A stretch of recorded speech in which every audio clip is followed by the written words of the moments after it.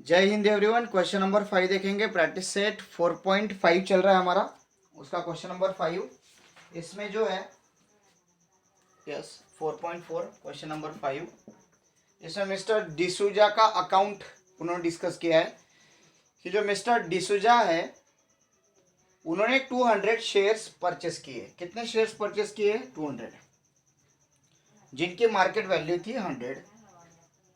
Yes, इतने share purchase करने के बाद उनको डिस्काउंट मिला उस पर। यस यस, तो यहाँ पे एक करेक्शन है, ये एमवी नहीं है, प्रीमियम है।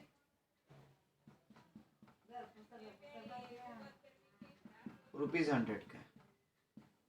अब देखिए स्टूडेंट्स, हमें ये जो परचेस है इसके बारे में बात करना पड़ेगा कि परचेस 200 शेयर्स। यस, अब इसके बाद फेस वैल्यू जो है 50 है और प्रीमियम 100 है। इट मीन उसकी मार्केट वैल्यू कितनी होगी? 100 + 50 150 रुपीज़ होगी। तो उससे हमें उसकी इन्वेस्टमेंट समझ में आएगी कि इतने उसने इतना पैसा मार्केट में इन्वेस्ट किया, शेयर मार्केट में डाला। या उसके बाद फिर अभी वो वेट करेगा कि उसे कितना इनकम मिलता है। तो उसने 1 साल वेट किया। 1 साल वेट करने के बाद उसे 50% डिविडेंड मिला।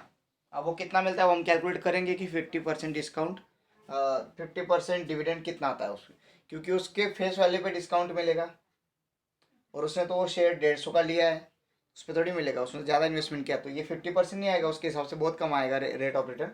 दैट वी विल सी कि कितना इनकम मिलता है उसको। उसके बाद फिर उसने सोचा कि भाई हम 100 शेयर बेच देते हैं। तो जब वो बेचने के लिए गया मार्केट में तो शेयर का भाव गिरा हुआ था, 10 रुपये से गिरा हुआ था।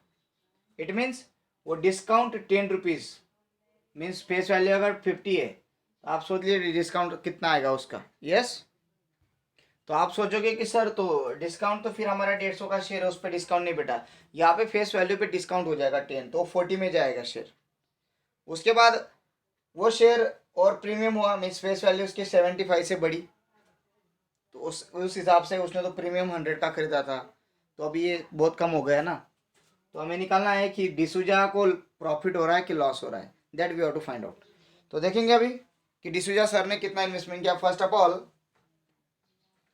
Purchase 200 shares, therefore market value of shares at a time of purchase. जब वो परचेस करने के लिए गए मिस्टर डिसूजा, उस टाइम मार्केट वैल्यू क्या थी? बेचते समय मार्केट वैल्यू अलग थी, परचेस करते समय मार्केट वैल्यू अलग थी। That is FV plus premium. So market value क्या थी? एफवी कितना है आपका? 50 है, प्रीमियम 100 है, तो 50 + 100। So market value of share eight A time of purchase, ये पूरा आपको लिखना पड़ेगा, इज ₹150। नाउ हम लिखेंगे सम इन्वेस्टेड, कितना इन्वेस्टमेंट किया। Sum invested equals to number of shares multiply by market value. Number of shares कितने खरीदे थे? 200 शेयर खरीदे। क्या मार्केट वैल्यू थी? 150। सो टोटल इन्वेस्टमेंट कितना आएगा भाई? 200 शेयर खरीदे, 50 + 100 मीन्स 150 का एक शेयर था, सो दैट इज ₹30,000। 15 2 30 और 1 2 3 0, 30,000 रुपीज इन्वेस्टमेंट किया। तो ये हो गई हमारी इन्वेस्टमेंट, मीन्स हमने इतना इन्वेस्ट किया, डिसूजा सर ने इतना इन्वेस्ट किया। अब ये हो गया पैसा डाला। अब उनको कितना रिटर्न आया वो हम देखेंगे। तो रिटर्न 3 स्टेप में आया। कैसे? कि पहले उनको डिविडेंड मिला, फिर उन्होंने 100 शेयर बेचे, फिर 100 बेचे। तो ये 3 बार उन्होंने प्रोसेस की, तीनों का कैलकुलेशन करना पड़ेगा हमें।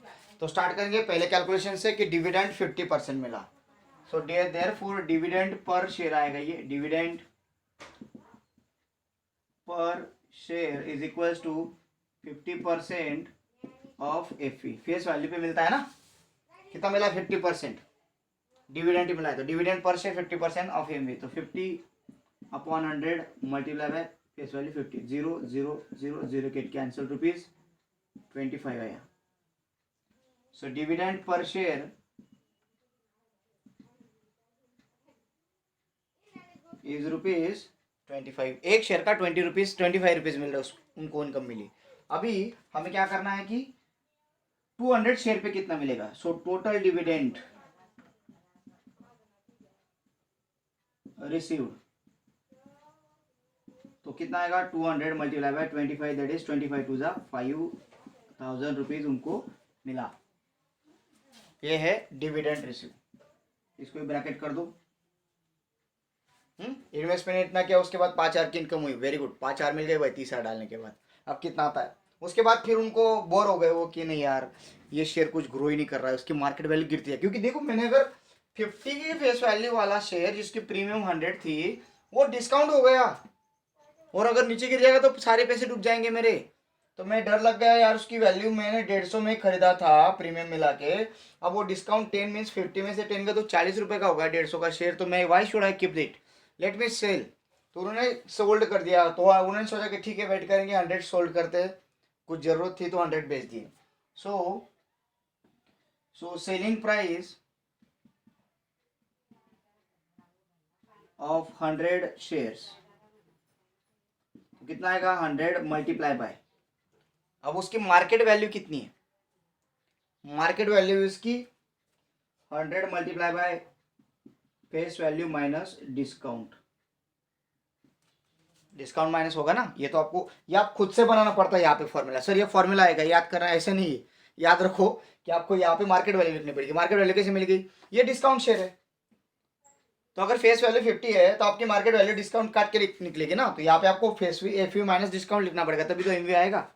तो ये फॉर्मूला नहीं है, आपको बनाना पड़ेगा 100 multiply by F you minus discount mean 40 minus 10, so 100 multiply by 40, so that is 4,000 rupees. देखो बहुत कम पैसे मिले।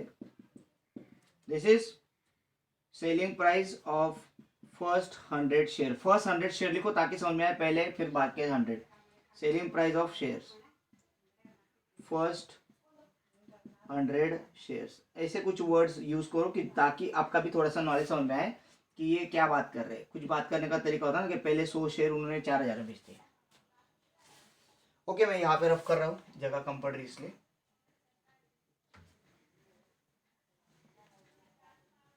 अब आगे का देखेंगे कि सेलिंग प्राइस हो गई, फिर ये रूल ऐसा है कि ये रफ नहीं करना।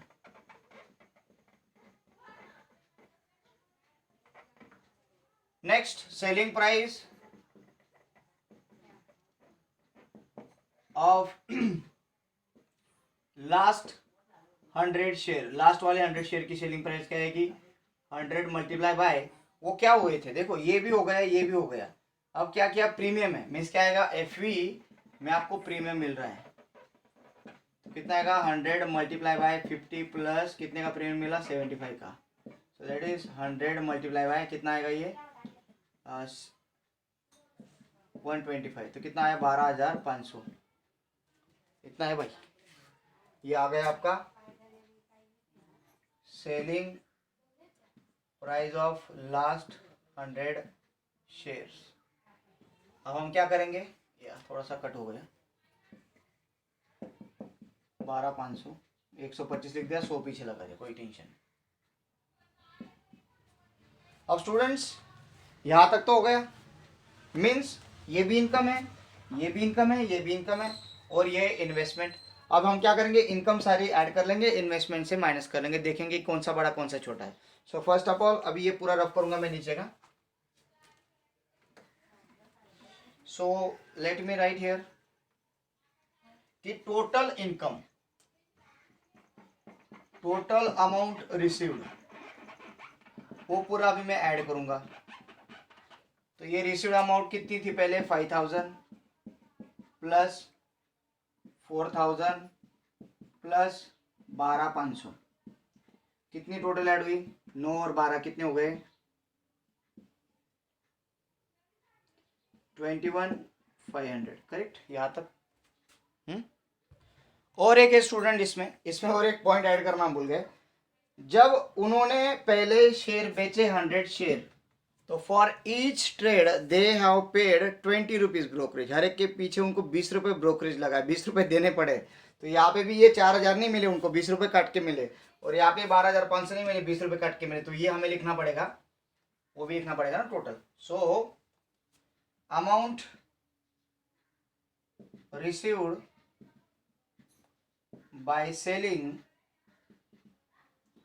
First 100 shares is rupees 4,000 minus 20, that is 39,080. Yes 20 रुपये का ब्रोकरेज लगा है ये. And amount received by selling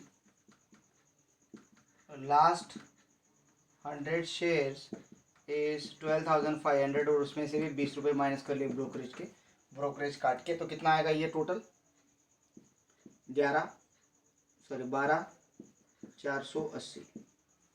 बस ये अभी इतना है, ये फाइनल है अभी. ठीक है, तो ये टोटल अमाउंट आपकी, ये इतना कैलकुलेशन करना है आपको. ये 5 या फिर 4 मार्क्स के लिए तो पूछा जा सकता है. तो एग्जाम्पल आपको प्रिपेयर करके, सिंपल है, सारा मिक्स है, इसलिए इसको डिप्रेशन में नहीं जाना है कि भाई क्या करेंगे, क्या है. 100 शेयर बेचने कितना आएगा टोटल, दूसरे 100 बेचने कितना आएगा, इतना तो करना है. बट ये कि एग्जाम्पल में इसलिए तो बहुत तकलीफ होती है, तो वो तकलीफ नहीं सोचनी है, सिर्फ इसके बारे में सोचो. इसलिए इसको मैंने आज सेपरेट वीडियो में बनाना चाहा, because it is little bit lengthy, that example is too big.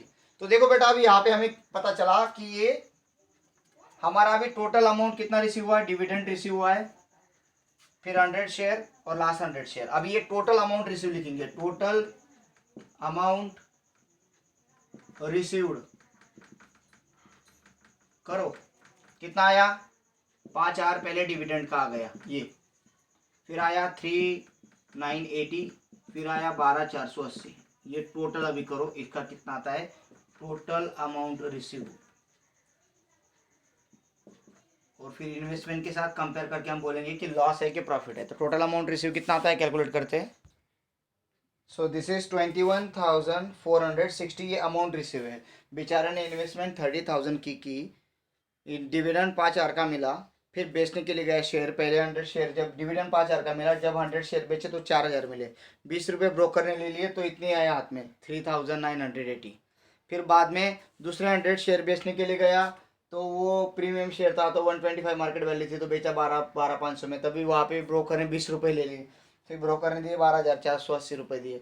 उसके बाद फिर बेचारा आया, तो यहाँ पे उसने देखा कि मुझे टोटल अमाउंट, मैंने 5,000 डिविडेंड लिया, फिर पहले 100 बेचे तो इतना आया, और दूसरे 100 बेचे तो इतना. अगर थोड़ा सा वेट कर लेता ना, ये अगर नहीं बेचता तो फायदे में रह जाता, बट वो जल्दी कर लिया उसने, डिस्काउंट पे बेच दिया. चलो, तो ये उसको थोड़ी पता बढ़ने वाला है. तो ये पूरा कैलकुलेट करके 21,460 रुपीज़ उसको रिसीव हुआ. इन्वेस्ट 30,000 के, क्या फ़ायदा हुआ, कुछ नहीं. सो ही इनक्योर लॉस. कैसे कंपेयर करोगे कि investment is greater than receive, या सो इन्वेस्टमेंट अगर ज़्यादा है तो आपको दिखाना पड़ेगा ईयर.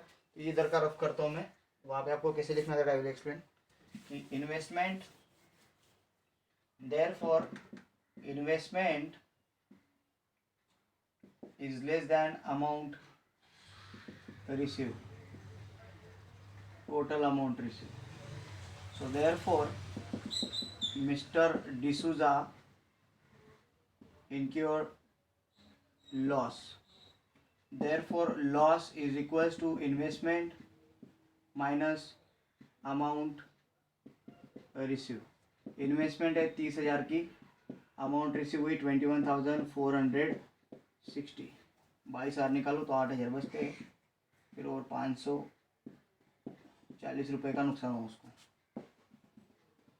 सो लिखेंगे फाइनल में, therefore mister D'Souza incur loss of rupees 8,540. इतना बड़ा लॉस हुआ बेचारे को, तो उसको तो शौक ही लग गया होगा. तो इसलिए कभी भी शेयर में इन्वेस्ट करते समय बहुत पेशेंस रखना पड़ता है. एग्जाम्पल बहुत लेंदी, आपको 2-3 बार देखना पड़ेगा तब समझेगा. सो यहाँ पे इस एग्जाम्पल देके आपको समझाया गया कि भाई कभी कभी आपका कोई डिसीजन आपको डुबा सकता है. देखो सिंपल सी बात है, अगर ये शेयर नहीं बेचता, वो वेट कर देता, 100 अगर साथ में बेचता, तो यहाँ पे 25,000 मिल जाते और ये 5,000 थे, इक्वल में जाते शेयर उसके. बट घाई कर ली भाव ने. चलो ठीक है, no problem. So we will meet tomorrow. आज इतना ही है, कल हम डायरेक्टली पूरा प्रॉब्लम सेट देखेंगे. Thank you, have a great day.